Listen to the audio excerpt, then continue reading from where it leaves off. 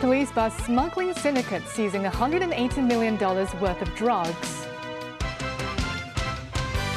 Constitutional and Mainland Affairs Secretary says a 5-year plan will offer the city a macroeconomic development blueprint. And rescue enters fourth day as death toll climbs to more than 1,400 in Venezuela earthquake.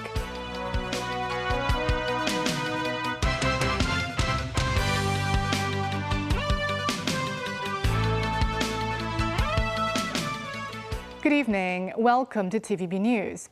A red minibus kills 1 and injures at least 20 after mounting the pavement outside Kowloon City Magistrates' Courts. The deceased is a male pedestrian. The front of the minivan is severely damaged. A police officer goes inside the vehicle to investigate. Some injured passengers are sitting on the ground as they wait for treatment. One passenger is seen being taken away on a stretcher. The accident happened at around 6 p.m. when the minibus was traveling on Ajal Street towards Kwinton direction before it suspectedly lost control and crashed into a nearby roadside railing and mounted the pavement.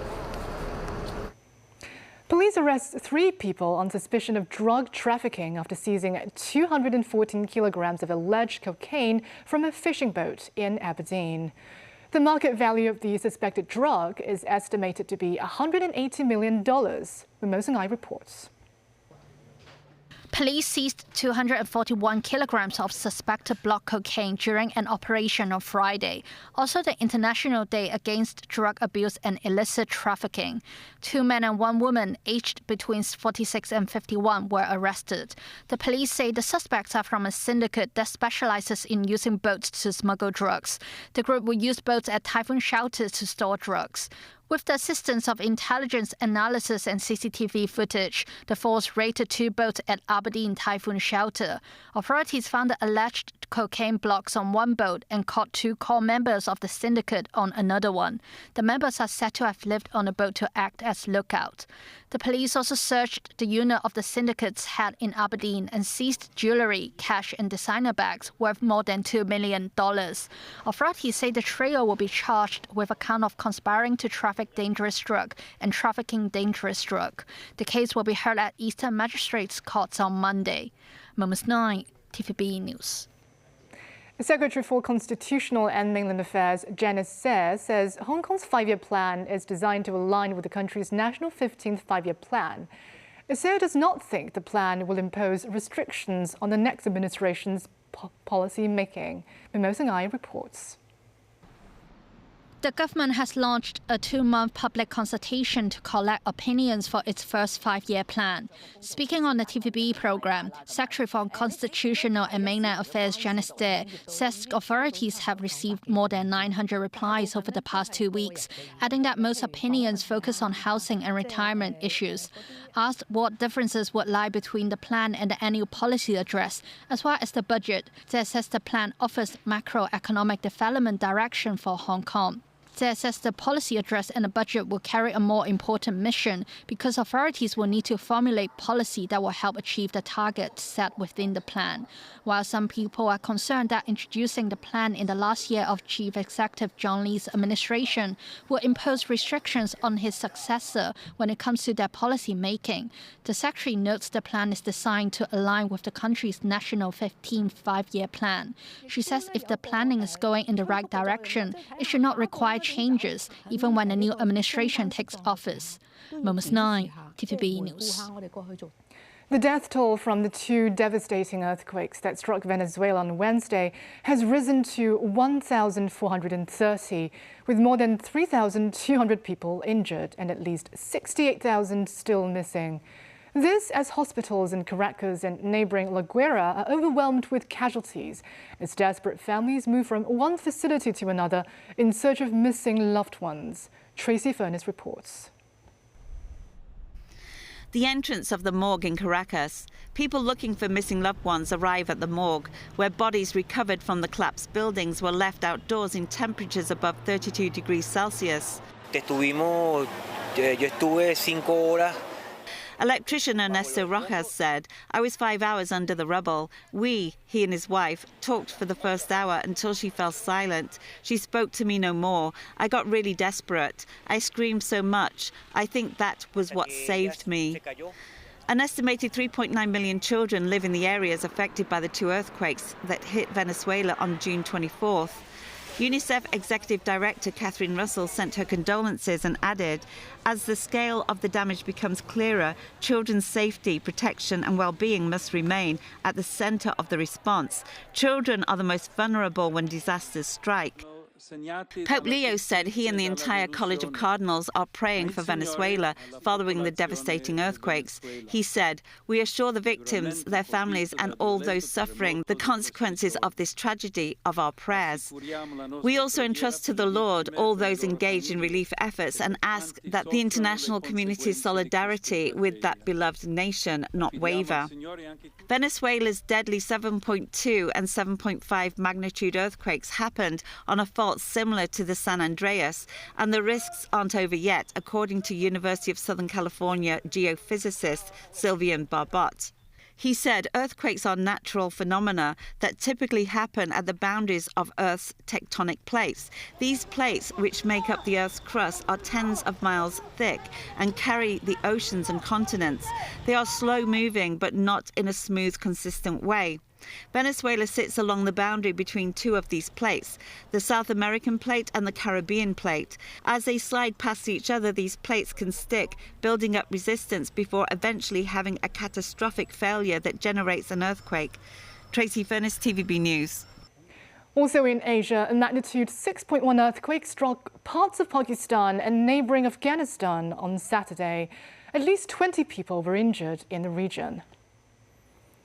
The epicenter was in the Hindu Kush region of Afghanistan, according to the Pakistan Meteorological Department. The tremor was felt in Pakistan's Islamabad as well as in Afghanistan's Kabul. The two countries lie along an active seismic zone and are frequently affected by earthquakes. Thousands have been killed in earthquakes in the region in recent years. And still ahead, the US and Iran resumed fire following a vessel attack in the Strait of Hormuz. Blaze tears through Utah's forests as wildfire warnings issued across western US. And a landslide kills 4 hikers and injures 5 others in Taiwan.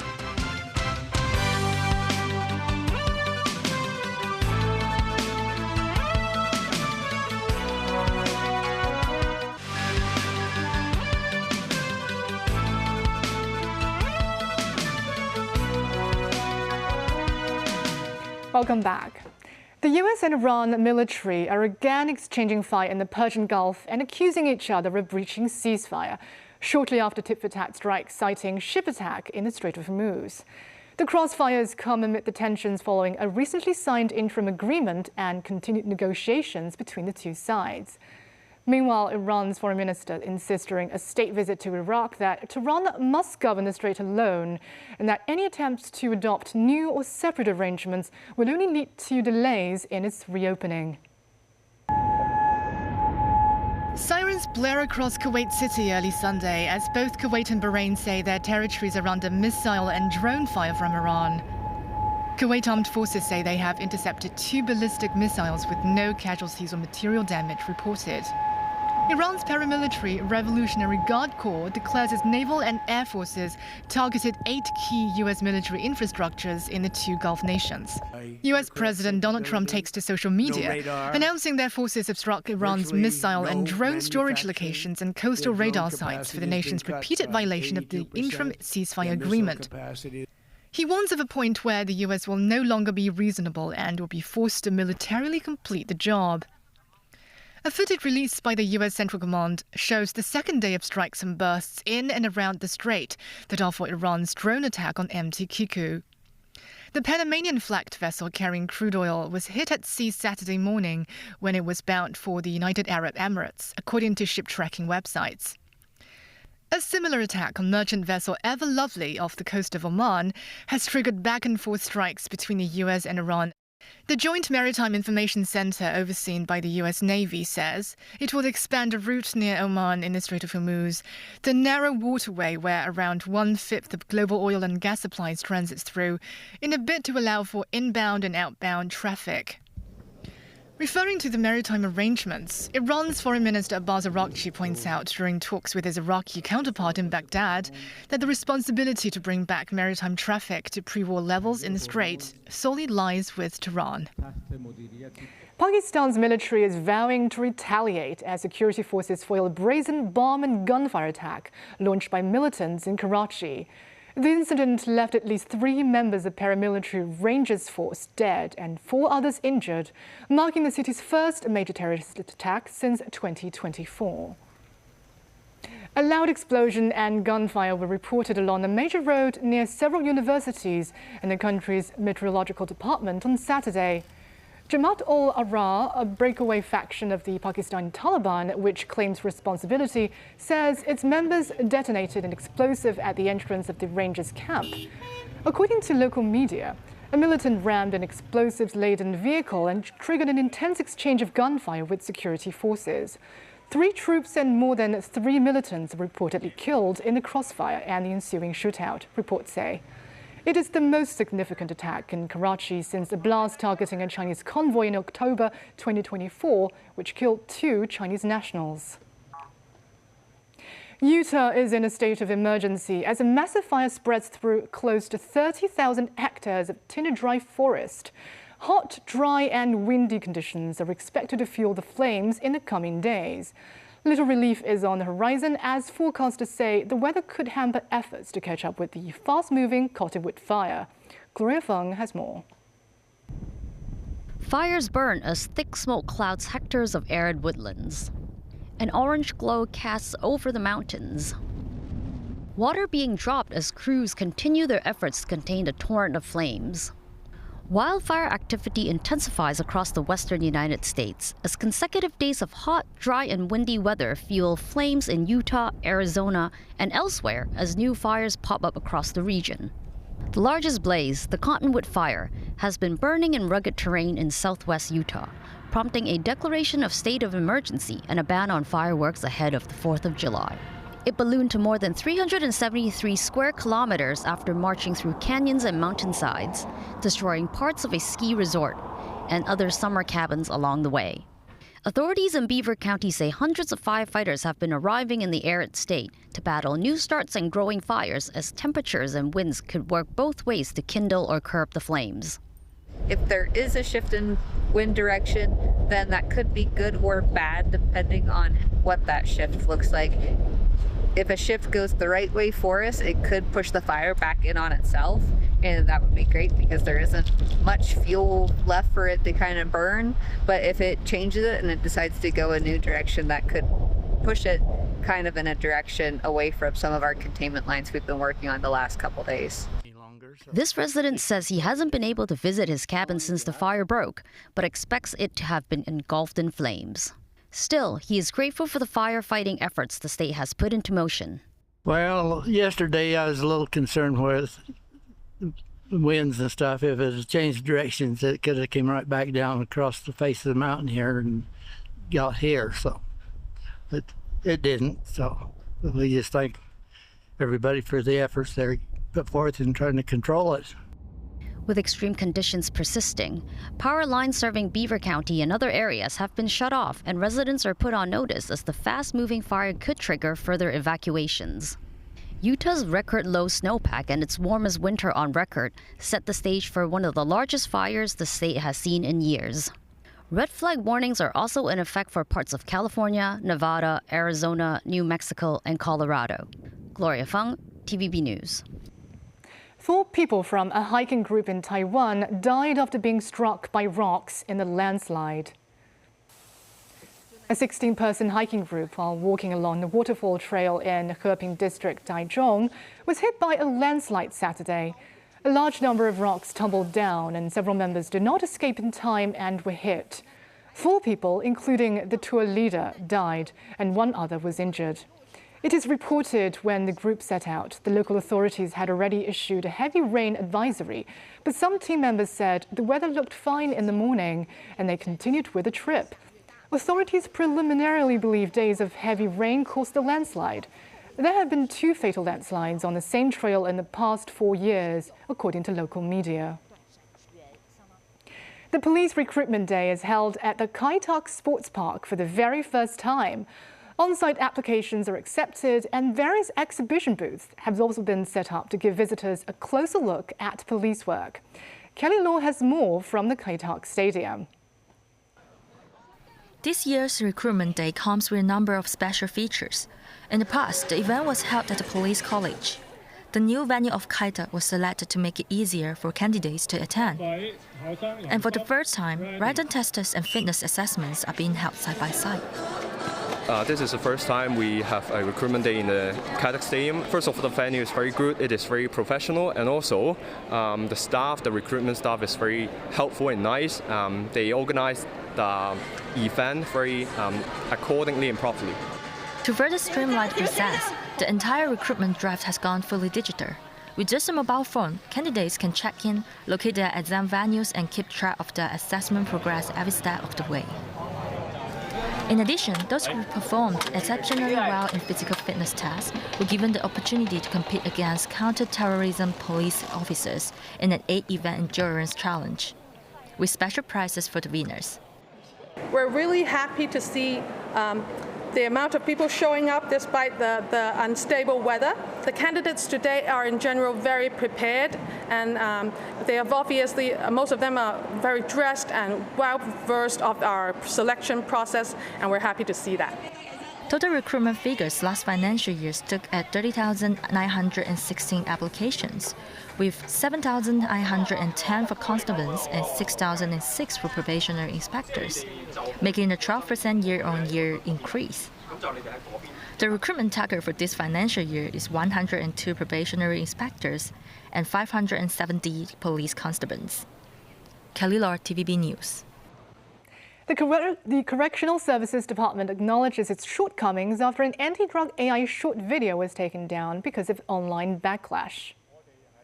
Speaking to the media, a CSD senior officer says the department will take a lesson from this experience and will act more cautiously in the future when they make short videos again. The officer stresses the purpose of the AI video is to promote anti-drug message to the youth through a popular project. Under the theme of obsession, the controversial video features 4 girl idol members who represent 4 types of drug. The video was taken down 1 day after its release. The Middle East situation is keeping natural gas prices high. In Hong Kong Electric's power generation mix, 70% is gas-fired, and the fuel adjustment charge will rise by over 30% next month. Managing Director of the Hong Kong Electric, Francis Cheung, says the fuel adjustment charge will continue to rise for some time. He says when Iran bombed Qatar's natural gas facilities, Qatar stopped exporting gas and the company had to buy on the spot market, with prices several times higher than before. Cheung explains the suppliers are expected to provide gas at contract price around mid to late July. But as the fuel adjustment charge has a lag effect, it will be some time before the charge can come down. The Jockey Club Hong Kong Charities Trust creates a program to cultivate generative AI literacy and competencies in students. Kelly Law reports. So we're starting off with a diocesan girls' school. Students are sharing how they use AI to support their science learning. They can use simulators on a dedicated platform to explore concepts like gravity, adjusting variables based on their own ideas, and then observe the outcomes in real time. The Jockey Club Hong Kong Charities Trust JC Go AI program reaches students from primary 4 to secondary 3, covering a total of 7 subjects. The platform has been developed by experts and educators across different institutions, including professors from CUHK and MIT.